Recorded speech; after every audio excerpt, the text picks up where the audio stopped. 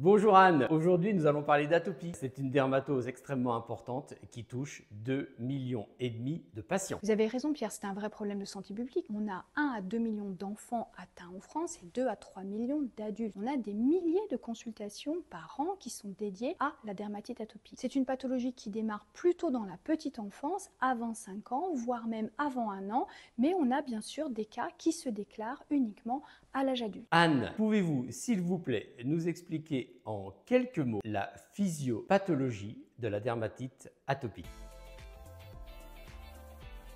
On parle de maladie inflammatoire chronique constitutionnelle. Ces deux mots sont hyper importants. Chronique pour bien expliquer à l'enfant ou aux parents ou à l'adulte que cette pathologie n'est pas aiguë, ne va pas disparaître après quelques tubes de crème, mais que c'est une maladie qu'il va falloir dompter et avec laquelle on va vivre. Et constitutionnelle, pourquoi? Parce qu'il faut bien faire comprendre aux parents et aux patients que en fait ce n'est pas du tout une pathologie allergique. Et ça c'est très important parce que c'est souvent le patient qui a l'impression de mal faire et que si on lève une cause unique, le problème va se régler. Donc ça c'est très important de l'expliquer lors de l'éducation thérapeutique. Et puis les causes, bien elles sont multiples. Bien sûr la première cause c'est l'anomalie de la barrière cutanée. Celle-ci elle est poreuse, donc on a les allergisants qui vont rentrer et puis les irritants. Tout ça, ça va faire une cascade inflammatoire qui va faire intervenir notre système immunitaire avec une hyperproduction d'interleukine 4, la 13 et la 31. Et puis vous rajoutez à tout ça des facteurs environnementaux. Et il y a donc une partie génétique à cette pathologie puisque l'on a un gène qui code pour une protéine qui s'appelle la filagrine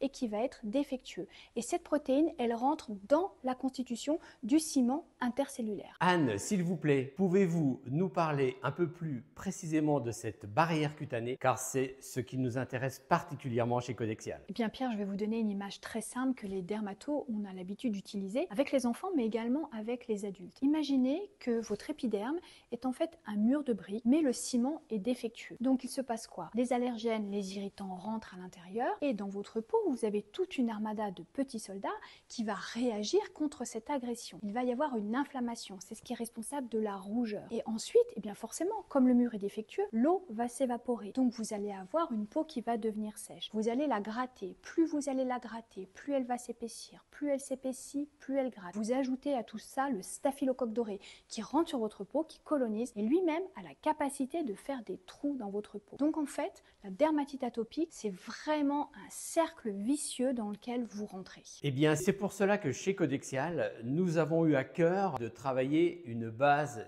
d'émollient pour nos excipients pour préparation magistrale. Nous sommes convaincus que la galénique de l'excipient, donc de l'émollient, va concourir de façon extrêmement forte à la régénération de cette barrière cutanée. Alors Pierre, est-ce que vous pouvez nous aider à faire le point entre émollient et hydratant? Personnellement, je vois tout de suite quand le patient n'a jamais vu de dermato ou n'a jamais eu d'éducation thérapeutique parce que quand je prononce le mot émollient, il me regarde avec des yeux comme des soucoupes. Donc merci de faire le point sur ce sujet et de nous présenter votre gamme. Eh bien, un émollient, ça vient du terme émollire en latin. Ce sont des produits qui vont ramollir la peau, qui vont adoucir la peau et notamment quand il y a des phases inflammatoires. Et il faut bien différencier l'émollient du produit hydratant. Je reviendrai sur les produits hydratants après. En tous les cas, l'émollient est un produit qui va être graissant, qui va être couvrant et c'est un produit qui sera occlusif. Ce sont des propriétés majoritairement physiques qui vont générer les propriétés de cette émollience. Il est important pour les produits émollients de travailler avec des émulsions à phase continue huileuses. Ce sont les émulsions les plus riches et ce sont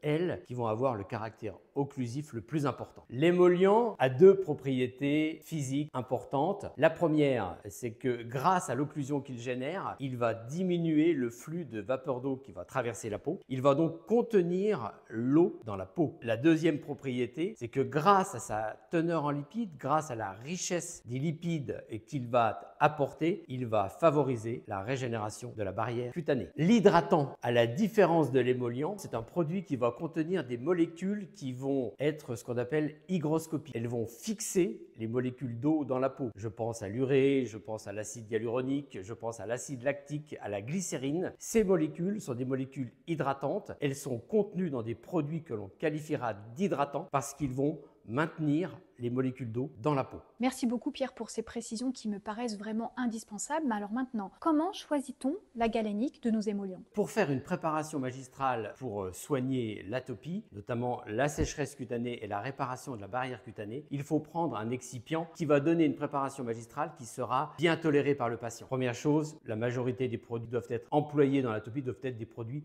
sans parfum. Nos excipients sont sans parfum, on y reviendra après. Il est très important également d'avoir des excipients qui soient bien acceptés par le patient. Il faut que le patient ait plaisir à s'appliquer le produit. De la sorte, il pourra l'appliquer plusieurs fois par jour. C'est majeur dans le traitement de l'atopie. Et il faut, comme on l'a dit tout à l'heure, des excipients qui soient relipidants, qui aient texture riche afin de régénérer la barrière cutanée et de réhydrater la peau. Chez Codexial, nous avons plusieurs excipients. Nous en avons un en particulier qui est le Codexial Cold Cream Fluid, qui est une émulsion à phase continue huileuse qui aura donc des propriétés regressantes importantes. Comme je le disais, l'avantage d'un excipient comme celui-ci, c'est que ça va améliorer l'observance du traitement. La fluidité permet au patient de l'appliquer facilement sur de grandes surfaces corporelles. Et le fait qu'il soit sans parfum va améliorer la tolérance et le fait qu'il contienne une vitamine ou une provitamine B5, qui est un actif apaisant, pourra aussi soulager les problématiques de grattage et améliorer le confort cutané. Ce qu'il est important de préciser, c'est qu'au-delà des principes actifs que peut contenir un excipient, chez Codexial, nous sommes convaincus que la galénique prime sur principe actif. Et nous sommes convaincus que la galénique seule, à savoir la richesse de l'émulsion, peut et va générer des propriétés anti-grattage, des propriétés apaisantes. Tous les excipients dédiés à l'atopie chez Codexial qui sont ici sont des excipients qui sont sans parfum, qui sont des émulsions à phase continue huileuses. Souvent, on nous pose la question, mais quel excipient peut-on choisir et pour quelle personne? Eh bien, c'est assez simple. Nous avons celui-ci qui est Codexial Cold Cream Fluid, qui est un excipient que l'on qualifie de généraliste, qui pourra être donné dans la majorité des cas d'un flacon pompe réutilisable dans lequel le pharmacien va pouvoir reconditionner la préparation magistrale. Le deuxième excipient dédié à l'atopie, c'est Codexial Crème Émolliente. C'est un pot, mais qui est réutilisable également pour conditionner la préparation et surtout, c'est un excipient dont 98% des ingrédients sont d'origine naturelle. Nous le dédions à la dermopédiatrie, aux soins des nourrissons et des jeunes enfants. Et puis un dernier excipient chez nous, c'est Codexial Cold Cream. Gros avantage, il ne contient que 3 ingrédients. C'est donc un excipient qui va être destiné aux gens qui sont intolérants à la majorité des préparations magistrales. Donc Pierre, vos produits ont bien un effet antiprurigineux et est-ce que vous pouvez nous parler de leur conservation? Oui Anne, nous avons un antiprurigineux dans nos produits. Nous avons notamment dans le Cold Cream Fluide une provitamine B5 qui est un apaisant et qui améliore l'effet anti-grattage de l'excipient. Mais chez Codexial, nous sommes convaincus que l'effet excipient lui-même peut avoir un effet antiprurigineux extrêmement intéressant. Chez Codexial, on évite l'utilisation de conservateurs. Par exemple, notre Codexial Cold Cream Fluide ne contient pas de conservateur listé. Il contient des molécules qui vont renforcer l'émollience du produit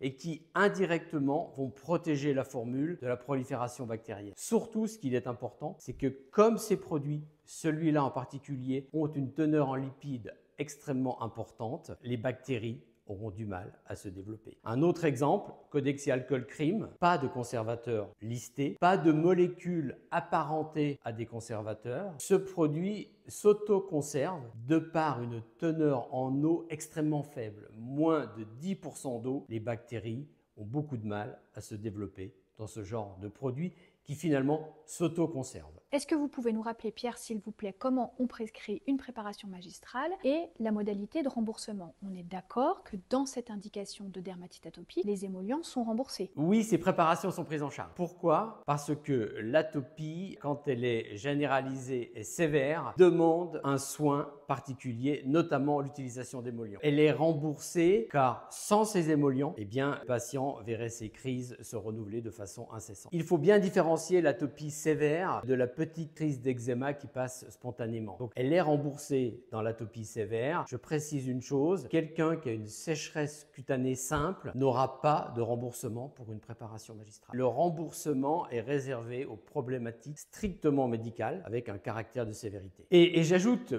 pour qu'une préparation magistrale soit remboursée, il faut bien ajouter un principe actif dans un excipient. Chez Codexial, nous avons un principe actif qui s'appelle le glycérolé d'amidon, qui est un principe actif qui va être apaisant, qui va renforcer donc le caractère anti-inflammatoire de la préparation. Il est important que le médecin précise sur l'ordonnance prescription à but thérapeutique en l'absence de spécialité équivalente disponible. Condition sine qua non pour obtenir un remboursement en cas d'atopie sévère. Bon Anne, la vidéo approche de sa fin. Pouvez-vous s'il vous plaît nous donner le trépied de la prise en charge du patient atopique? Alors Pierre, vous commencez à me connaître et vous savez que j'adore imager les choses. Donc la prise en charge de la dermatite atopique, je vais la comparer à un tabouret. Un tabouret, ça a 3 pieds. Si vous enlevez un pied du tabouret ou 2 pieds, forcément le tabouret se casse la gueule. Et oui, eh bien la prise en charge de la dermatite atopique, c'est exactement la même chose. Donc je vais vous détailler ce trépied. Le premier pied, c'est calmer l'inflammation, la rougeur. Donc là, vous allez apporter des corticoïdes, des dermocorticoïdes. Et ces dermocorticoïdes, il faut les mettre dès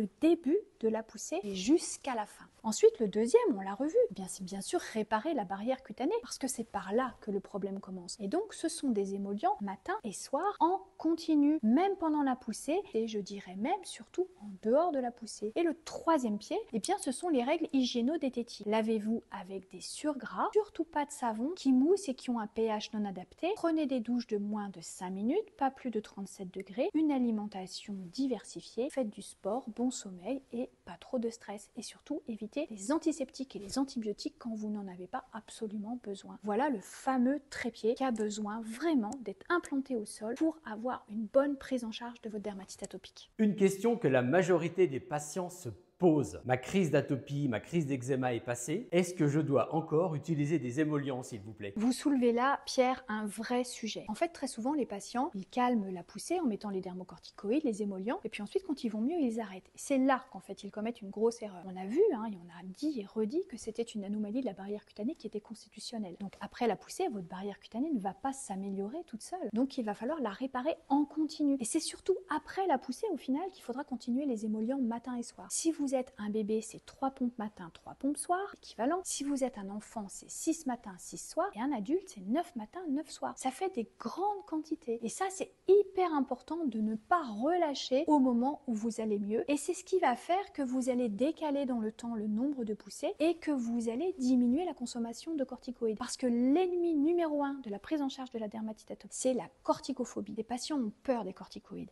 Alors que si vous en mettez en bonne quantité, la bonne classe, en utilisant la bonne dose, on pourra reparler de cette fameuse unité phalangienne, vous ne risquez rien. Et puis bien sûr, si de toute façon votre dermatite atopique ne répond plus aux dermocorticoïdes, c'est là que vous revoyez votre spécialiste et qu'on pourra passer sur une autre ligne de traitement. L'atopie est une dermatose où l'éducation thérapeutique est primordiale. Nous sommes convaincus chez Codexial qu'un patient qui a compris sa pathologie est un patient qui est sur le chemin de la guérison.